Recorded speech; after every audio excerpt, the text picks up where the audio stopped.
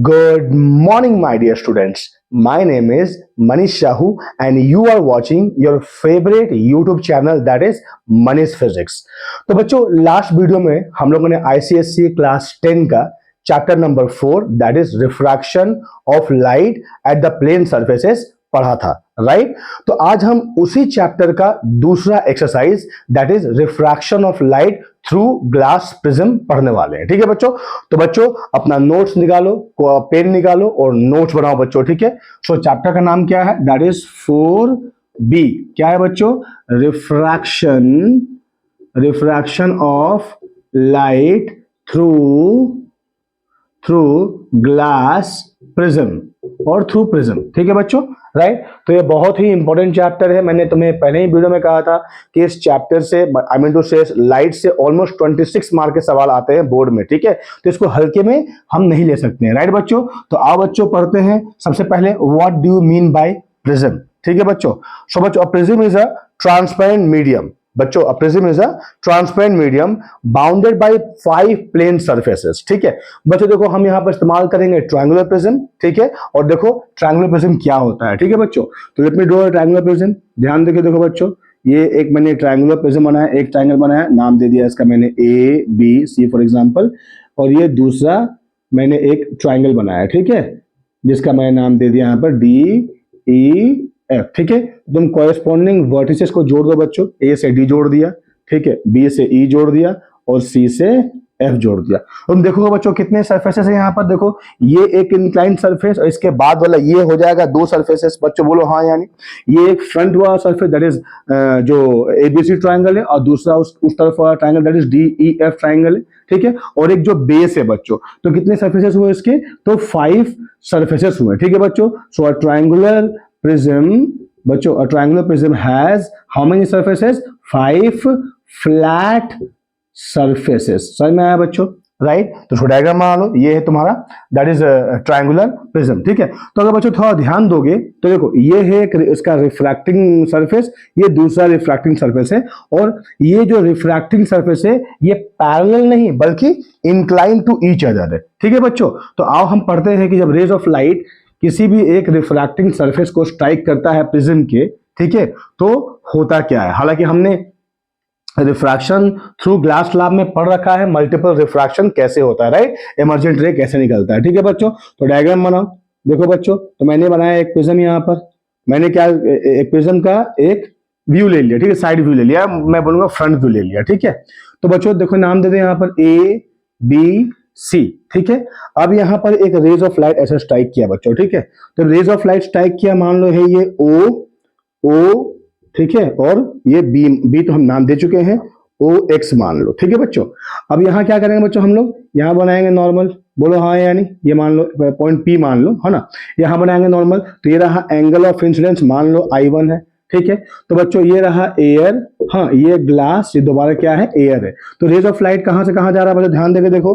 तो raise of light जा रहा है एयर से ग्लास। तो बच्चों जब रेज ऑफ लाइट एयर से ग्लास जाता है तो क्या होता है? रिफ्रैक्टिव इंडेक्स बढ़ जाता है। ठीक है? आई मीन टू से ऑब्स्टेकल बढ़ जाता है, और जब ऑब्स्टेकल बढ़ जाएगा तो स्पीड ऑफ लाइट क्या हो जाएगा बच्चों? घट जाएगा, और बेंडिंग क्या होगा? Towards the normal. ठीक है?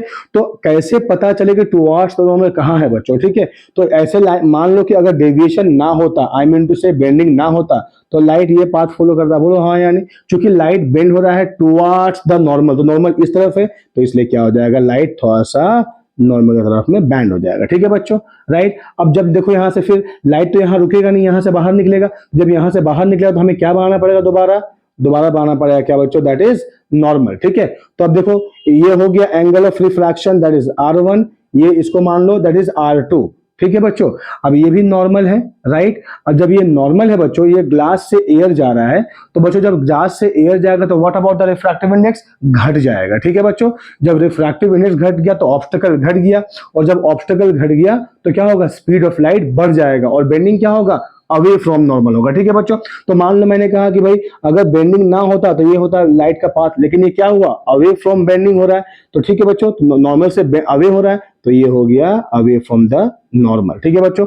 तो मान लो ये P है, ये Q है, ये O है, ठीक है बच्चों। तो ये रहा इंसिडेंट रे, ठीक है, ये रहा इमर्जेंट रे, और मान लो ये एंगल ऑफ इमर्जेंट क्या है बच्चों, I2, एंगल ऑफ इंसिडेंस क्या है, I1 है, ठीक है बच्चों, राइट। अब देखो चूंकि यहाँ पर लाइट में दो बार रिफ्रैक्शन हुआ, एक हुआ एयर से ग्लास, दूसरा हुआ ग्लास से एयर, ठीक है बच्चों। अगर ये रिफ्रैक्शन ना होता तो बच्चों क्या होता बताओ, अगर ये रिफ्रैक्शन ना होता तो लाइट सीधा यूं पास हो रहा होता, बोलो हाँ या नहीं। तो रिफ्रैक्शन की वजह से लाइट क्या हुआ, ये पाथ से ऐसे बेंड हो गया, तो लाइट यहां बेंड हो गया, ठीक है। तो अगर मैं इसको एक्सटेंड करूं बैकवर्ड बच्चों, तो ये है angle delta by which light क्या हो गया, शिफ्ट हो गया। समझ में आया बच्चों, राइट। तो मान लो इसको मैंने डेल्टा 1 ले लिया, ये मैंने डेल्टा 2 ले लिया, समझ में आया बच्चों, ठीक है। तो आओ हम निकालते हैं what is the value of delta, या एक्सप्रेशन डेल्टा का क्या है। समझ में आया बच्चों, तो डायग्राम अच्छे से बनाओ बच्चों, ठीक है। आओ देखते हैं, ठीक है। तो बच्चों देखो, अगर अब इसका नाम दे दो, मान लो एम नाम दे दिया इसका मैंने, ये तो ओ नाम दे रखा है, राइट, सब नाम हमने दे रखा है, राइट, हाँ ठीक है, ठीक है। आ जाओ बच्चों, देखो मैं बोलता हूं पी एन क्यू ट्राइंगल ले लो, हाँ, in the triangle I can say P N Q. तो देखो बच्चों पी एन क्यू में तुम ध्यान दो, ये डेल्टा क्या है, एक्सटर्नल एंगल है, और हमें पता है कि external angle equal sum of two interior angle, right, या मतलब exterior angle equal sum of two interior angle. तो I can say delta is equal to delta 1 plus delta 2, बोलो हाँ या बच्चों, हाँ कि नहीं। तो ये डेल्टा इज इक्वल क्या बन जाएगा, डेल्टा 1 प्लस डेल्टा 2।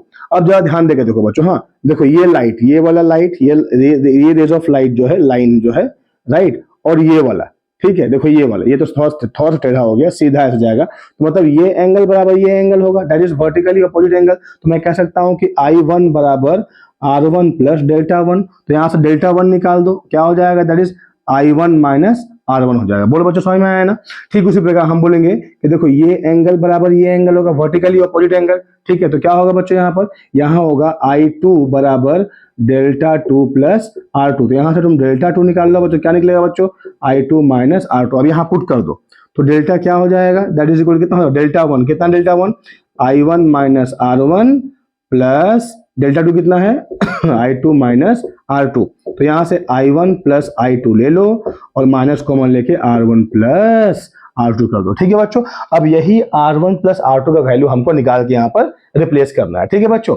अब जरा ध्यान देके सुनो बच्चों, ये ट्रायंगल, ये जो रेक्टेंगल हुआ, या फिर मैं बोलता हूँ क्वाड्रिलेटरल हुआ, APOQ। देखो बच्चों मैंने कहा APOQ क्या है, इज अ क्वाड्रिलेटरल। तो क्वाड्रिलेटरल के सारे एंगल्स अगर हम मिलाएंगे कितना होगा बच्चों, दैट इज 360 होगा, 360 हमें पता है, राइट।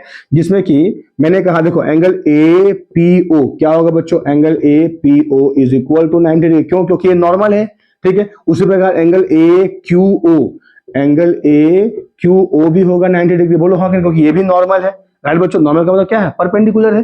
तो ये जो क्वाड्रिलेटरल हमारा बना APOQ, इसमें से ये दोनों एंगल 90-90 है, ठीक है। तो दोनों को मिला के 180 हो गया। तो बचा हुआ एंगल ये और ये दोनों को ऐड करें, कितना होगा बच्चों, ऐड करने से होगा 180, ठीक है, क्योंकि ये दोनों को ऐड करके 180 हो चुका है। तो मैं बोलूंगा कि एंगल PAQ, ठीक है, that is angle PAQ plus, है ना, एंगल POQ, एंगल POQ दोनों को मिलाने से कितना होगा बच्चों, 180 होगा, ठीक है। तो एंगल ए जो PAQ, इसको मान लो मैंने ले लिया A, that is angle of prism, है ना, प्लस एंगल POQ बराबर कितना हो जाएगा बच्चों, 180 हो जाएगा। तो यहां से हम निकालेंगे एंगल POQ कितना आएगा, दैट इज 180 माइनस ये आएगा, बोलो हाँ या नहीं।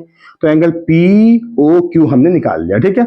अब फिर देखो बच्चों ट्राइंगल POQ में, ट्राइंगल POQ में देखो क्या होगा बच्चों, तीनों एंगल का समेशन क्या होगा बच्चों, 180 डिग्री होगा, राइट। तो यहाँ तीन एंगल क्या है हमारा, एक है R1, दूसरा है क्या है बच्चों, that is plus R2 plus angle POQ बराबर कितना होगा बच्चों, 180 होगा, राइट। तो यहां से देखो बच्चों दैट इज POQ एंगल जो है वो क्या बन जाएगा, 180 माइनस R1 प्लस R2, मतलब मैं R1 R2 को इक्वेशन के उस तरफ ले गया, ठीक है। तो देखो ये POQ, ये भी POQ है, बोलो हाँ यानी। तो यहाँ भी 180 है, यहाँ भी 180 है, यहाँ भी माइनस है, यहाँ ही माइनस है। इसका मतलब क्या, अगर मान लो ये इक्वेशन 1, ये इक्वेशन 2, दोनों इक्वेशन को अगर हम कंपेयर करें 1 और 2 को अगर हम कंपेयर करें बच्चों, तो हमें पता चलेगा R1 plus R2 is equal to A। ठीक है बच्चों। अब उस R1 प्लस R2 को यहाँ पुट कर दो, ठीक है। यहाँ पुट करने से क्या मिलेगा बच्चों, हमें मिलेगा डेल्टा जो हमारा था I1 plus I2 minus of R1 plus R2, अभी बन जाएगा I1 plus I2 minus A, that is the angle of क्या बच्चों, डेविएशन। ठीक है बच्चों, तो ये है angle of deviation, where what is I1 is equal to that is angle of incidence, what is I2 is equal to angle of emergent, what is A is equal to angle of prism. तो बच्चों देखो ये हमने triangle ले रखा है और सारा साइड तो इक्वल ही होगा प्रिज्म में, राइट, हाँ कि नहीं। तो एंगल ऑफ प्रिज्म ऑटोमेटिकली कितना हो जाएगा, 60 डिग्री हो जाएगा, ठीक है। तो ये फॉर्मूला है बच्चों एंगल ऑफ डेविएशन का। अगर हमें I1 I2 और एंगल ऑफ प्रिज्म पता रहे तो हम बड़े ही आसानी से एंगल ऑफ डेविएशन निकाल सकते हैं। बच्चों समझ में आया ना, तो इसको पॉज करो वीडियो को और नोट बनाओ अच्छे तरीके से, ठीक है बच्चों। एक अच्छा नोट तुम्हें एग्जाम के टाइम में बहुत काम करेगा, बहुत हेल्प करेगा बच्चों, ठीक है। इसीलिए नोट्स बनाओ, ठीक है, राइट। अब आगे चलते हैं बच्चों कि एंगल ऑफ डेविएशन किन किन चीजों पर डिपेंड करता है, ठीक है बच्चों। एंगल ऑफ डेविएशन किन किन चीजों पे डिपेंड करता है, तो क्या लिखेंगे बच्चों, write down factor on which angle of deviation depends upon. ठीक है बच्चों, क्या लिखोगे, factors on which angle of deviation depends upon. ठीक है बच्चों, अगर एक चीज हम तुमको समझाएं, यहाँ पर बात करें बच्चों, देखो हमने ग्लास स्लैब में भी मल्टीपल रिफ्रैक्शन किया था, ठीक है, और प्रिज्म में भी मल्टीपल रिफ्रैक्शन हुआ, बोलो हाँ या नहीं। तो अगर ग्लास स्लैब की बात करें बच्चों, याद आ रहा है ग्लास स्लैब, हाँ या नहीं, कल पढ़े थे हम लोग, आई मीन जैसे प्रीवियस वीडियो में पढ़े थे, है ना, refraction of the light at the plane surface, ठीक है।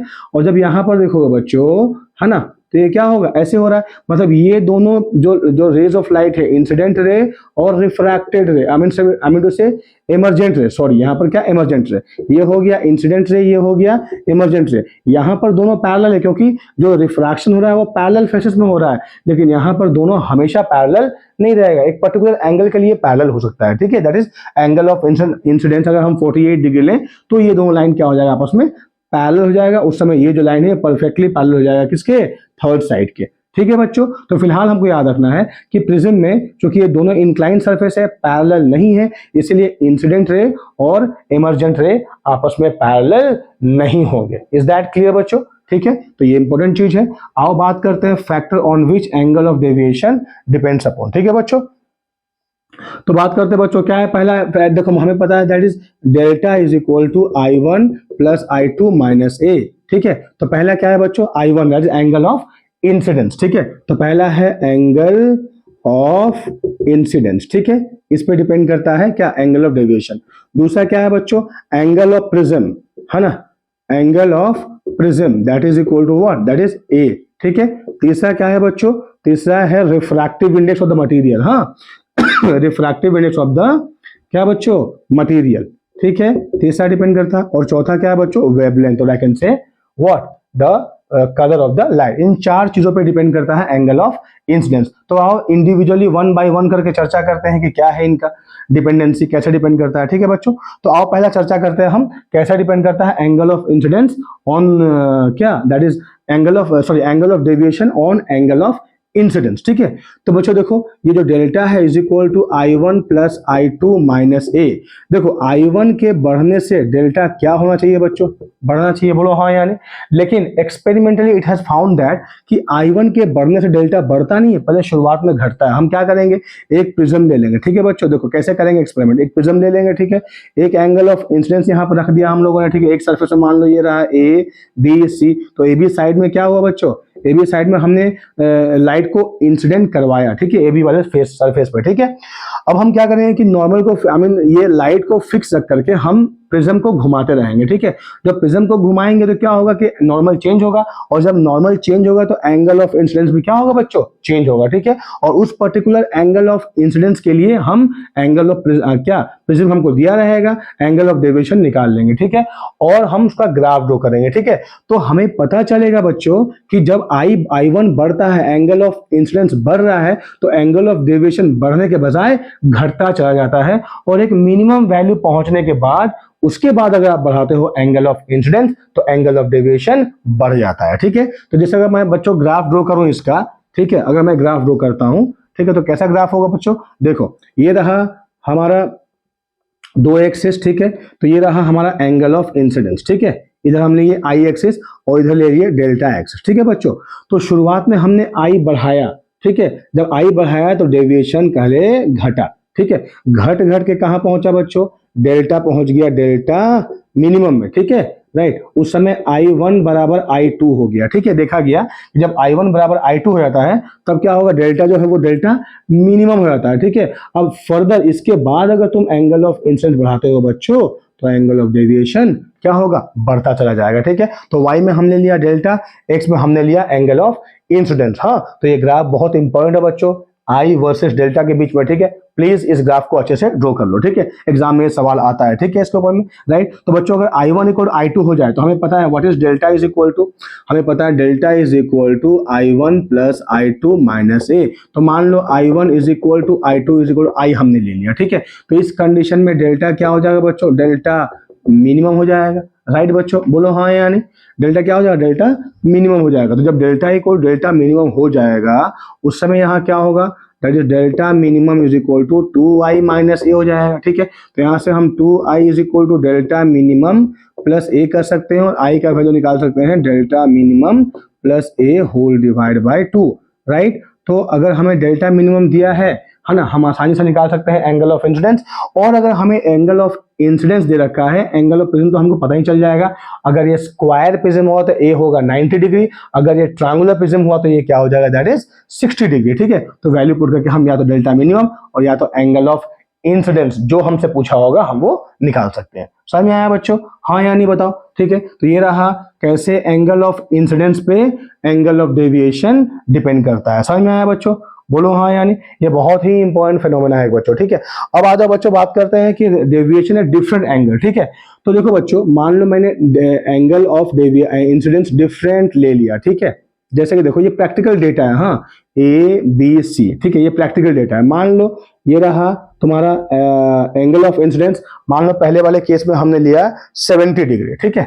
मान लो ये एंगल कितना हो गया, 70 डिग्री, ठीक है बच्चों। जब ये एंगल 70 डिग्री होगा तो लाइट यूं ऐसे जाएगा, ठीक है, राइट। अब यहाँ भी हमने क्या किया, ड्रॉ किया नॉर्मल, ठीक है, राइट बच्चों। ये रहा एयर, ये हुआ ग्लास, ये हुआ एयर, एयर से ग्लास गया, क्या होगा, रिफ्रैक्टिव इंडेक्स बढ़ जाएगा, स्पीड क्या हो जाएगा, घट जाएगा, और बेंडिंग क्या होगा, टुवर्ड्स द नॉर्मल होगा। तो बच्चों ये जो रिफ्रैक्टेड रे है ये परफेक्टली क्या, मैं पैरेलल टू बीसी तभी एक पर्टिकुलर एंगल के लिए ही होगा, हर एंगल के लिए नहीं होगा, ठीक है बच्चों। अब ये ग्लास से कहाँ निकल रहा है, ये ग्लास से निकल रहा है एयर, ठीक है बच्चों। जब ग्लास से एयर निकला तो क्या होगा, रिफ्रैक्टिव इंडेक्स घट जाएगा, स्पीड बढ़ जाएगा, bending away from the normal हो जाएगा, ठीक है बच्चों। तो इस वाले केस में प्रैक्टिकल डेटा है बच्चों 33 डिग्री आएगा, ठीक है, 33 डिग्री आएगा, that is angle of deviation. That is तुम देखोगे अगर हमने एंगल ऑफ इंसिडेंस क्या दे रखा है, दैट इज 70 डिग्री, ठीक है। अगर मान लो बच्चों हम लोगों ने एंगल ऑफ डेविएशन या इंसिडेंट ले रखा है कितना, दैट इज 33 के बजाय हमने ले रखा है, सॉरी 70 के बजाय हमने ले रखा है 48 डिग्री, ठीक है। मान लो तो ये रहा 48 डिग्री बच्चों, ठीक है। यहाँ हमने नॉर्मल ड्रॉ किया, तुम्हें समझ में आ रहा है बच्चों हम कैसे नॉर्मल ड्रॉ कर रहे हैं, राइट, हाँ यानी। तो ये अगर 48 डिग्री ले लिया बच्चों हम लोगों ने, तब जाके इट हैज फाउंड एक्सपेरिमेंटली, ठीक है बच्चों, कि ये जो लाइट जो रिफ्रैक्टेड रे है ये प्रिज्म के अंदर बीसी के साथ में हो जाएगा पैरेलल, और यहां से अगर हम ड्रॉ किए लाइन तो ये भी हो जाएगा कितना, दैट इज इमर्जेंट रे हो जाएगा, ठीक है। ये हो गया एंगल ऑफ क्या, रिफ्रैक्शन, सॉरी इमर्जेंट रे, ठीक है, एंगल ऑफ इमर्जेंट, ठीक है। तो ये 48 तो ये भी हो जाएगा 48। समझ में आया बच्चों। तो इस वाले केस में हम देखेंगे बच्चों कि जब हम एक पर्टिकुलर एंगल अगर लेते हैं 48 डिग्री, ठीक है, उस समय एंगल ऑफ इमर्जेंट भी क्या होता है, 48 होता है। तो यहाँ क्या हो गया बच्चों, I1 बराबर I2 हो गया 48, बोलो हाँ यानी। तो क्या होगा delta minimum, so delta minimum is equal to 2i minus A, that is 2 into I कितना हो गया 48 माइनस ए कितना हो गया 60 डिग्री। तो 2 8 जा 16, एक रहा, 2 4 जा 8 1 9, माइनस कर दो 60 डिग्री, 96 माइनस 60 कितना आ जाएगा, 36 डिग्री आ जाएगा एंगल ऑफ डेविएशन। समझ में आया बच्चों इस केस में। तो इस वाले केस में बच्चों ये जो मान लो यहाँ O है, ये P है, ये Q है, ये R है, ठीक है, ये पॉइंट क्या है, मान लो R है, हाँ। तो बच्चों यहाँ OP क्या है, दैट इज इंसिडेंट रे, और QR क्या है, इमर्जेंट रे, और ये क्या है, रिफ्रैक्टेड रे इनसाइड द प्रिज्म। अगर रेज ऑफ लाइट उस तरफ से स्ट्राइक करेगी बच्चों तो यकीन मानो ये जो RQ जो पहले था इमर्जेंट, जब ये बन जाएगा इंसिडेंट तो ऑब्वियसली PO या OP क्या बन जाएगा, इमर्जेंट रे बन जाएगा, ठीक है। जो पहले क्या था, इंसिडेंट रे था। समझ में आया बच्चों? तो इस वाले पर्टिकुलर एंगल के लिए ही एंगल ऑफ डेविएशन हो जाएगा 36 डिग्री पहला। दूसरा बात है I1 is equal to I2 हो जाएगा, सेम हो जाएगा, और एंगल ऑफ डेविएशन क्या हो जाएगा? मिनिमम हो जाएगा। कितना हो जाएगा? 36 डिग्री हो जाएगा। समझ में आया बच्चों? ऐसे हम डिफरेंट डिफरेंट एंगल के लिए बना सकते हैं, लेकिन तुमको ये याद रखना है, ठीक है? प्लीज पॉज करो वीडियो और डायग्राम अच्छे से बनाओ बच्चों, ठीक है? ऑप्टिक्स है, ये स्टडी ऑफ लाइट है, राइट? इसको हल्के में नहीं लेंगे बाबा। हाँ children, remember, is that clear? तो आओ बात करते हैं दूसरा डिपेंडेंसी बच्चों, ठीक है? तो दूसरा डिपेंडेंसी क्या है बच्चों हमारा, बताओ? दूसरा, पहले हमने किया एंगल ऑफ इंसिडेंस पे, दूसरा हम निकालते हैं रिफ्रैक्टिव इंडेक्स पर, ठीक है? क्या बच्चों? रिफ्रैक्टिव इंडेक्स, है ना? तो बच्चों याद रखना, अगर रिफ्रैक्टिव इंडेक्स अगर ज्यादा होगा, ठीक है, तो जाहिर सी बात है बेंडिंग क्या होगा? ज्यादा होगा टुवर्ड्स नॉर्मल की तरफ। मान लो जस्ट देखो यहाँ पर, है ना, ये रहा प्रिज्म ABC, ठीक है, ये रहा एंगल ऑफ इंसिडेंस, ठीक है, ये रहा I, है ना? तो अगर इसका रिफ्रैक्टिव इंडेक्स ज्यादा हुआ बच्चों, अगर पहले कैसे मान लो कि रिफ्रैक्टिव इंडेक्स कोई भी एक वैल्यू था, तो ऐसे लाइट गया, है ना, यहां से ऐसे में गया, ठीक है, इमरजेंट रे, तो ये हो गया रिफ्रैक्टेड, ये हो गया emergent ray, is that clear? ये हो गया इंसिडेंट रे, ठीक है बच्चों? लेकिन अगर ये रहा कोई भी एक वैल्यू म्यू में, हाँ, अगर म्यू का वैल्यू मैं बढ़ा देता हूं, ठीक है, तो अगर बच्चों मैंने म्यू का वैल्यू बढ़ा दिया, मान लो मैं डायग्राम यहां करता हूं, ध्यान देकर देखो यहाँ पर, ठीक है, अगर मैंने म्यू का वैल्यू बढ़ा दिया यहाँ पर, सेम प्रिज्म लिया मैंने ABC, ठीक है, सेम एंगल ऑफ इंसिडेंस लिया मैंने, ठीक है, तो जो लाइट जो थोड़ा सा बेंड कर रहा था यहाँ पर, ठीक है बच्चों, एरो का बहुत महत्व है बच्चों यहाँ पर, ठीक है, तो अब ये क्या होगा? ज्यादा बेंड कर देगा, ठीक है, राइट? तो ये ज्यादा बेंड होगा। समझ में आया कि नहीं आया बच्चों? समझ में आया? तो ये हो गया इंसिडेंट रे, ये रिफ्रैक्टेड रे, ये क्या हो गया? दैट इज इमरजेंट रे, ठीक है, राइट? तो अगर मान लो अगर ये मल्टीपल रिफ्रैक्शन ना होता तो लाइट सीधा यूं निकल जाता, ठीक है बच्चों? तो ये रहता है एंगल ऑफ डेविएशन। समझ में आया कि नहीं आया? अब क्या हुआ बच्चों, देखो यहाँ पर, अब ये हो जाए, ये लाइट यूं निकल गया, है ना, और ये चीज ये हो गया, ठीक है, तो ये एंगल बढ़ जाएगा, ठीक है बच्चों? तो अगर रिफ्रैक्टिव इंडेक्स बढ़ जाएगा तो एंगल ऑफ डेविएशन क्या हो जाएगा बच्चों? बढ़ जाएगा। ये तुमको याद रखना है। समझ में आया बच्चों? राइट? तो पहला क्या था? Angle of incidence. दूसरा क्या हुआ बच्चों? एंगल ऑफ रिफ्रैक्टिव इंडेक्स, है ना? तीसरा आओ बच्चों बात करते हैं, दैट इज क्या? एंगल ऑफ प्रिज्म, ठीक है बच्चों? तीसरा क्या है? Angle of prism. तो देखो बच्चों, I1 plus I2 minus A equal to delta है। डेल्टा का एक और वैल्यू है बच्चों, delta is equal to mu minus 1 whole into A, ठीक है बच्चों? तो अगर A का वैल्यू बढ़ जाएगा तो एंगल ऑफ इंसिडेंस क्या हो जाएगा बच्चों? बढ़ जाएगा। ये चीज तुम याद रखना, ठीक है? क्लास 12 में तुम्हारा पेपर इसका डेरिवेशन है, फिलहाल नहीं है, तुम इसे याद रखना, ठीक है? Delta is equal to mu minus 1 into A। तो अगर A का वैल्यू बढ़ा, A क्या है? एंगल ऑफ प्रिज्म, तो डेल्टा का वैल्यू भी क्या हो जाएगा बच्चों? बढ़ जाएगा। समझ में आया बच्चों? राइट? अब आ जाओ आखिरी वाला, दैट इज क्या? Wavelength of the light. तो बच्चों एक चीज याद रखना, ठीक है? अगर स्पीड ज्यादा है किसी भी चीज का तो उसका डेविएशन हमेशा कम रहेगा, ठीक है? जैसे कि मैंने कहा कि मुझे पता है V is equal to F lambda, बोलो हाँ या नहीं बच्चों? ठीक है, तो फ्रीक्वेंसी तो हमें पता है कौन सा, याद है मैंने कल कहा था कि जब रेज ऑफ लाइट एक मीडियम से दूसरे मीडियम पे जाती है तो क्या चेंज नहीं होता है बच्चों? कमेंट सेक्शन में लिख के बताओ क्या चेंज नहीं होता है। तो क्या नहीं चेंज होगा बच्चों? That is frequency. So I can say कि V is directly proportional to lambda. तो अगर बच्चों लैम्बडा बढ़ जाएगा तो V क्या हो जाएगा? बढ़ जाएगा। अब V बढ़ा तो म्यू क्या हो जाएगा? घट जाएगा। और हमने तुरंत पढ़ा अगर म्यू घटा तो एंगल ऑफ डेविएशन क्या हो जाएगा बच्चों? घट जाएगा, ठीक है? तो मतलब अगर लैम्बडा बढ़ा तो एंगल ऑफ डेविएशन क्या हो जाएगा? घट जाएगा, ठीक है? इसलिए अगर मैं बोलूं बच्चों कि कितने लाइट्स है हमारे यहाँ पर व्हाइट लाइट में कितना लाइट है बच्चों? That is 7 colour of light है, बोलो हाँ या नहीं? राइट? हमने कल लास्ट वीडियो में कहा था, राइट? बोलो हाँ या नहीं, है ना? दैट इज VIBGYOR, बिग ब्योर, ठीक है बच्चों? तो अगर हम ऊपर से नीचे आते हैं तो what about the value of lambda? That is increases, ठीक है? अगर लैम्बडा इंक्रीज हुआ तो V equal to F lambda, है ना? तो V भी क्या हो जाएगा? इंक्रीज हो जाएगा। अगर V बढ़ा तो म्यू क्या हो जाएगा? घट जाएगा। क्यों बच्चों? क्योंकि म्यू बराबर C/V होता है। म्यू अगर घट रहा है इसका मतलब V क्या हो रहा होगा? बढ़ रहा होगा। बोलो हाँ यानी?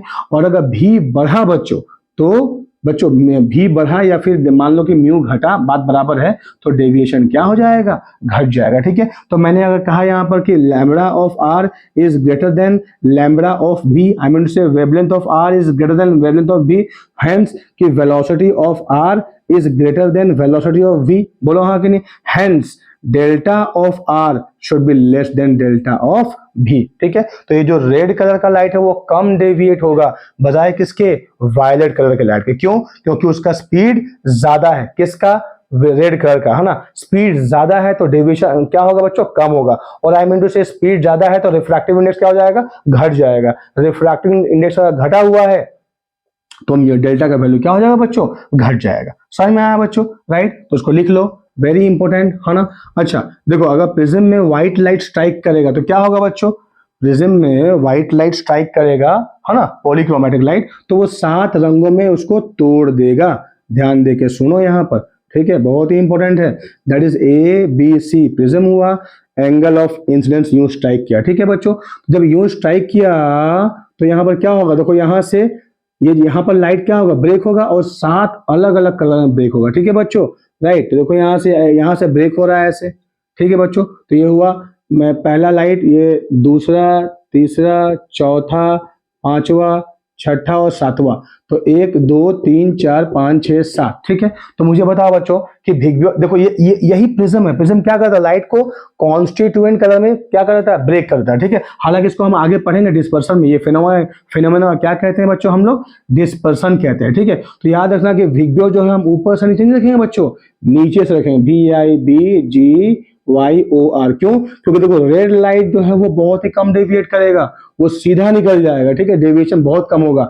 तो जहां पर रेड होना चाहिए वहां क्या होना चाहिए, वायलेट, क्योंकि यहां से वायलेट निकल रहा है, लेकिन वायलेट बहुत ज्यादा डेविएट कर जाएगा। मान लो अगर ये वायलेट है, ये मेरा हाथ जो वायलेट है, ये इतना डेविएट कर गया, तो सबसे ज्यादा डेविएट किया वो कौन सा कलर होगा, दैट इज वायलेट। और वैसे ही डेविएशन घटता चला जाएगा और आर में डेविएशन क्या हो जाएगा, मिनिमम। आर का मतलब क्या है, that is red colour of light के लिए क्या हो जाएगा, मिनिमम हो जाएगा। समझ में आया बच्चों, राइट। तो ये बहुत ही इंपॉर्टेंट पोर्शन है बच्चों, है ना। मुझे उम्मीद है कि तुम्हें ये समझ में आया होगा, और अगर तुम्हें समझ में आया है तो प्लीज बच्चों इस चैनल को लाइक करो, सब्सक्राइब करो, अपने दोस्तों के बीच में शेयर करो, ठीक है। और हम नेक्स्ट क्लास में मिलते हैं एक बहुत ही अच्छे कॉन्सेप्ट के साथ में, जिसका नाम है रियल एंड अपैरेंट डेप्थ। बच्चों प्लीज बेल आइकॉन दबाना भूलना मत, राइट। तो मिलते हैं नेक्स्ट क्लास में, real and apparent depth. Thank you so much बच्चों, गॉड ब्लेस यू ऑल।